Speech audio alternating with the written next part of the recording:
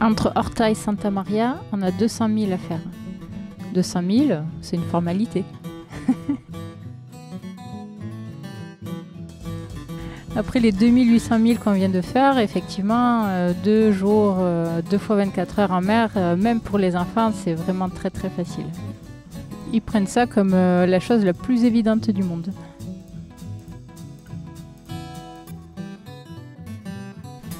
Mais on va à Santa Maria pour se reposer un peu parce que la transat déjà, ça nous a pris un peu d'énergie hein, quand même.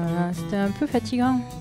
Mais alors, l'escale à Horta, ça c'est encore autre chose.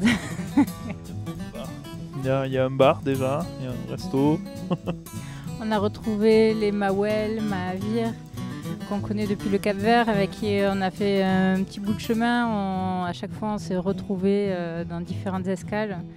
Et c'est avec eux qu'on a fêté notre arrivée. Hein. Et puis, vu qu'on est rentré, du coup, on les a recroisés sur les Açores et aïe aïe aïe. On a rencontré plein de gens très intéressants, de vrais marins aguerris, des gens qui font des trucs un peu fous.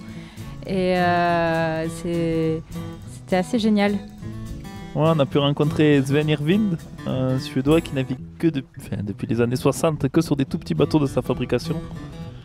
Et que je suis depuis un long moment sur internet et du coup trop content de le voir arriver depuis Madère sur son petit bateau. On a croisé Anton Java aussi. Alors là, un autre délire, un gros bateau, un gros kata en bois brut, fabriqué en Gambie sur des plans polynésiens, avec capitaine Hans Klar, un sacré personnage avec qui on a passé de bons moments. Et ouais, le bateau est gréé, tout en bois, il est gréé d'une voile pince de crabe, de 2 phoques et... Il y a une ambiance sur ce bateau assez incroyable. Et Honky Tonk, un kata d'artistes, et ils ont organisé un petit concert sur le bout d'une jetée qu'on pouvait voir qu'en annexe. Donc tous les locaux s'étaient fabriqués des radeaux, ils venaient avec les baleinières, sur des kayaks, sur des surfs, sur des bouées, cygnes, tout ce qui flotte pour voir le concert.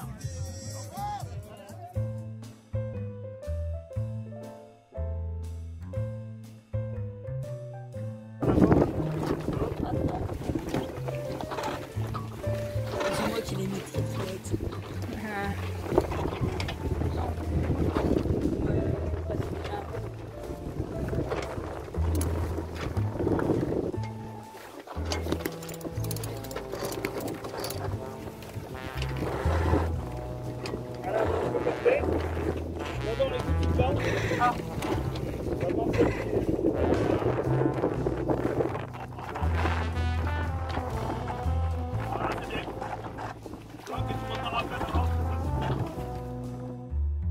Du coup, on est parti d'Horta en passant sous le vent de Pico, qui est l'île volcanique très haute juste en face, pour aller se reposer à Santa Maria, parce que avec toutes ces rencontres, on avait du mal à rester calme. Et une fois qu'on a fait les petits travaux d'entretien du bateau, il ne nous restait plus qu'à aller se mettre au vert pour pouvoir affronter la suite.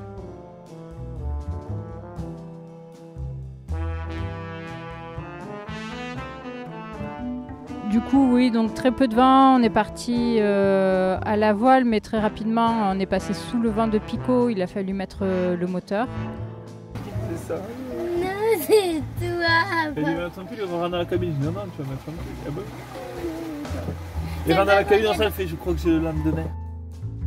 Après une navigation tranquille, on n'est pas allé très vite. Donc on aura même mis un peu de moteur une nuit, mais en gros on aura mis 48 heures pour faire les 200 000. Ce qui n'est pas un super score, hein. On va beaucoup plus vite des fois. Mais là, le vent, on est dans l'anticyclone des Açores et avoir du vent dans le bon sens et fort, c'est très compliqué. Donc il était déjà dans le bon sens, on en a profité pour partir. Et on arrivera, je crois qu'on arrive à Santa Maria au petit matin, non? Il doit être à 10h30. Mais comme on a fait dans les tests sur l'île d'Horta, du coup on est tranquille pour l'arrivée à Santa Maria. On appelle le port, on est bien accueilli par l'agent portuaire, il y a un accueil top. Même si le port n'est pas donné, c'est vraiment une île qui vaut le coup parce que du coup C'est vraiment sympa. Il n'y a pas de mouillage trop protégé sur l'île et tout. C'est les îles des Açores, c'est un peu comme les Canaries. Au Empire, il n'y a pas trop d'endroits à se mettre au mouillage. Le vent est jamais dans le même sens. Donc, port obligatoire. Puis surtout, ça repose. Et on va se mettre au port. Là, et puis là, de suite arrivé, les enfants, les copains. Il y avait des copains qu'ils avaient rencontrés à Horta. On ne savait pas qu'ils étaient là, mais du coup, cool, ils avaient des copains pour jouer.